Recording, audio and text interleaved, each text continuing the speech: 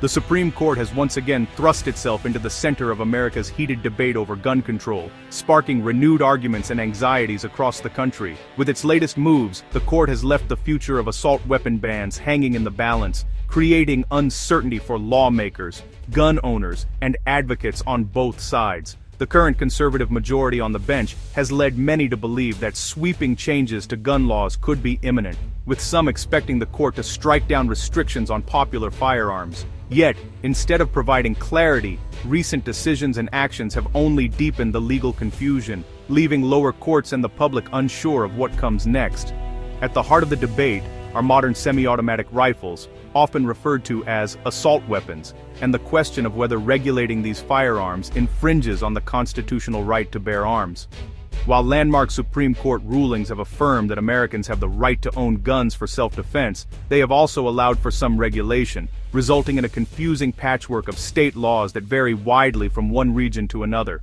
Now, a new wave of legal challenges is forcing the court to address the issue head-on, as both gun rights groups and gun control advocates push for definitive answers.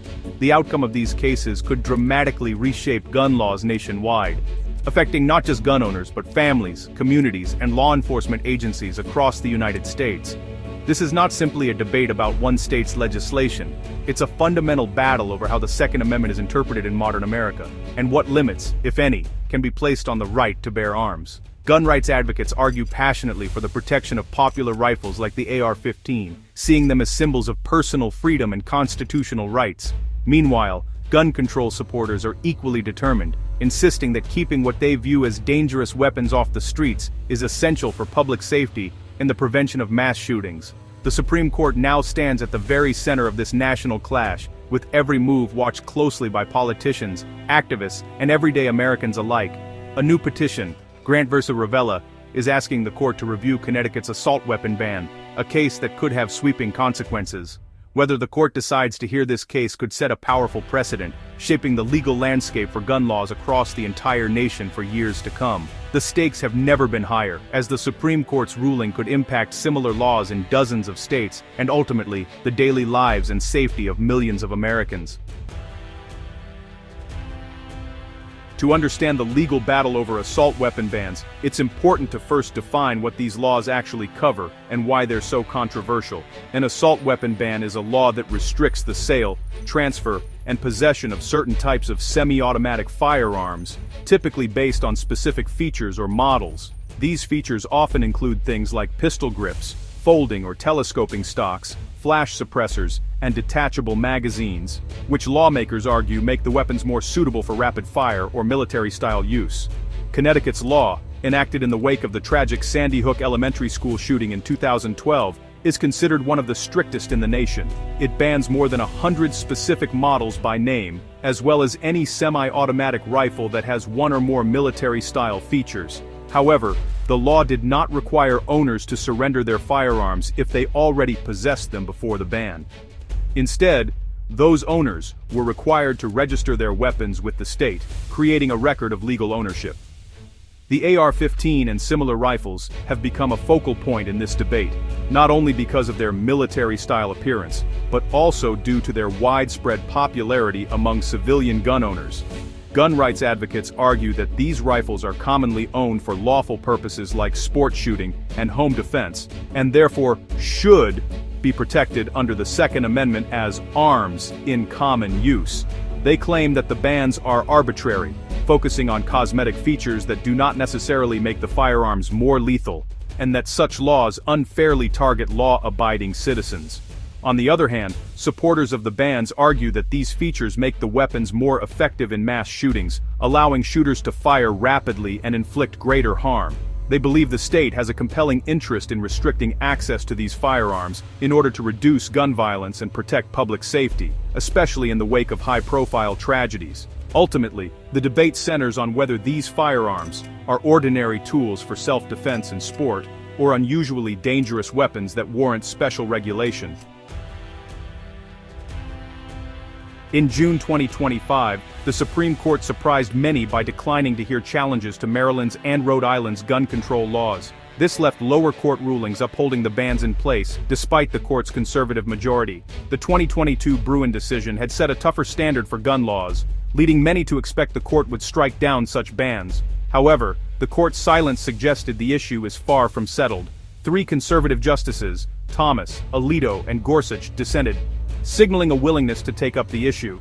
Justice Thomas argued that banning firearms in common use contradicts Supreme Court precedent. Justice Kavanaugh hinted the court might address the issue soon, noting the widespread ownership of AR-15s. The decision was a pause, not a conclusion, as the justices may be waiting for the right case. The legal battle is far from over. Gun rights organizations and individual owners are leading the charge against assault weapon bans. Their argument, the Second Amendment protects the right to own firearms in common use, like the AR-15. They cite Supreme Court rulings, Heller and Bruin, that affirm this right and require gun laws to align with historical tradition.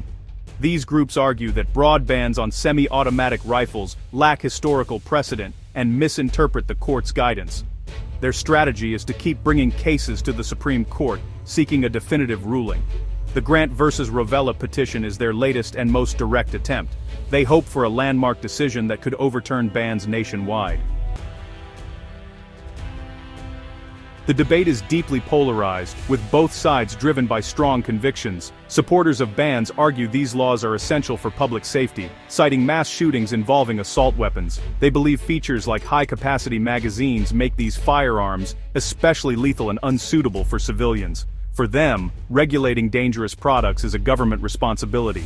Gun rights advocates see these bans as a violation of constitutional rights, emphasizing the Second Amendment's protection of arms in common use. They argue that semi-automatic rifles function like many legal firearms and that bans target law-abiding citizens, not criminals. Opponents say the focus should be on punishing criminals, not restricting responsible gun owners. The core disagreement: public safety versus individual liberty.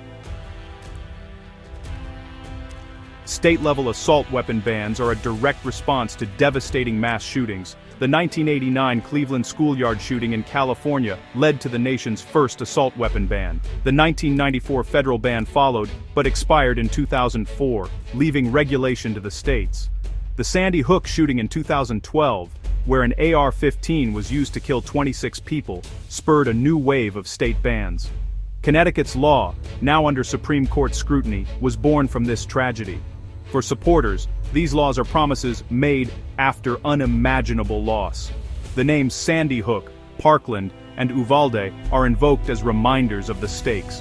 This history fuels the emotional and political intensity of the debate. Gun control advocates see these laws as vital defenses against future tragedies. The outcome of the Supreme Court's review of Connecticut's ban could reshape gun laws nationwide. If the court strikes down the ban, similar laws in other states would likely fall, legalizing firearms like the AR-15 across the country. Gun rights advocates would see this as restoring constitutional rights. Gun control supporters warn it could increase gun violence and mass shootings. If the court upholds the ban, more states may pass similar laws, emboldened by the ruling. The decision will set a national standard, resolving conflicting lower court interpretations. The stakes: a single ruling could fundamentally alter American gun regulation. The nation awaits a clear answer from the highest court. All eyes are on the Supreme Court as it weighs whether to take up Grant versus Rovella, a case that could have sweeping implications for gun laws across the country. The anticipation is palpable, with legal experts, advocacy groups, and everyday citizens closely monitoring every development. It takes the agreement of just 4 justices for the court to grant a hearing. With 3 justices already having signaled their dissent, the decision now hinges on just one more vote. This pivotal moment could determine whether the court addresses the constitutionality of assault weapon bans head-on. Should the court decide to hear the case, oral arguments might not take place until 2026. These proceedings would offer a rare glimpse into the justices' reasoning and could set the stage for a landmark decision that shapes the nation's legal landscape for years to come. Key votes from justices like Kavanaugh and Roberts will be under intense scrutiny, as their perspectives could tip the balance and influence the final outcome. Legal analysts will be watching their statements and questions for any clues. If the Supreme Court declines to take the case, the fight won't end. Gun rights groups are expected to continue challenging similar bans in other states, ensuring that the debate remains active in lower courts and state legislatures nationwide. Until the Supreme Court provides definitive guidance, legal uncertainty will persist. Lawmakers, judges, and citizens alike will be left navigating a patchwork of conflicting rulings and regulations. The future of assault weapon bans and the broader debate over gun rights and public safety truly hangs in the balance, with passionate voices on both sides awaiting clarity.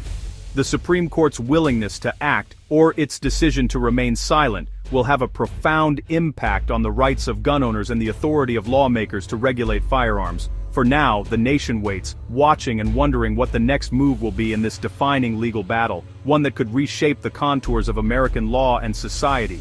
Whatever the outcome, the decision will echo for generations, leaving a lasting mark on the nation's legal and cultural legacy.